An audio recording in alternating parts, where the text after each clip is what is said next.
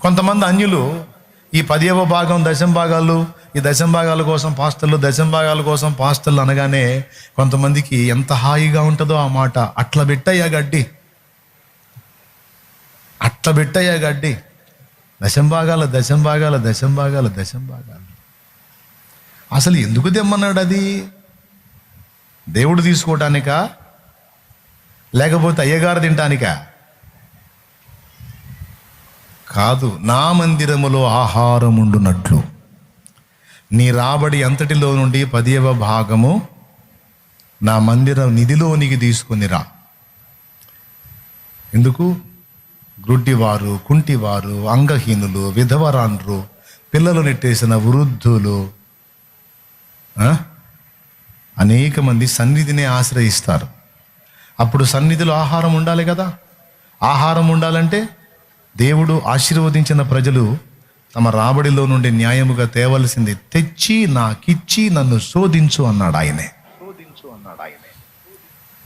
కానీ చాలామంది హృదయాల్లో అలాంటి విషయాల్లో మనసు ఒప్పదు.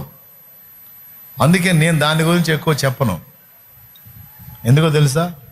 మనీ మైండెడ్గా మాట్లాడుతున్నారు అనుకుంటారని. నాకు అవసరం లేదు. జానడు పొట్ట, నా చిన్న ఫ్యామిలీ దేవుడు ఎలా అయినా బతికిస్తాడు. డబ్బుని లక్ష్య పెట్టుకొని, డబ్బుని కాంక్షించి నేను సేవకు రాలా. చేతగాక చాకిరీ చేసుకునేదానికి చేతగాక రాలా. ఏదో సేవ మీద బతుకుదామని రాలా. దేవుడు కృపనిస్తే అనేక మందిని బ్రతికించాలి అన్న ఆలోచనతో దేవుని సేవకు వచ్చాను. ధనం నాకు కేంద్రం కాదు. నేను ఇంకో మాట కూడా చెప్పా, మనోళ్ళకి ఒక పద్ధతి చెప్పా. నీవు దేవుని కొరకు కేటాయించాల్సింది రాజీ పడకుండా కేటాయించు. ఉదాహరణకి నీవు దేవుని వంతుగా తీయవలసింది 100 రూపాయలు అనుకో.